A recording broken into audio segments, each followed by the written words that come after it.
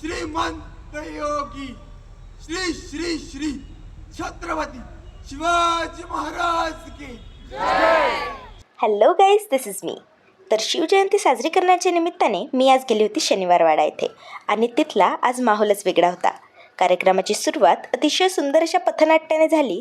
नंतर दणदणीत शिवगर्जना झाली आणि तिथे आलेल्या सर्व मान्यवरांचे स्वागत करून मुख्य पदयात्रेला सुरुवात झाली. काही मुलींनी फुगड्या खेळत कार्यक्रमाची मजा देखील घेतली आणि अशाच उत्साहाने पदयात्रेचा शेवट झाला.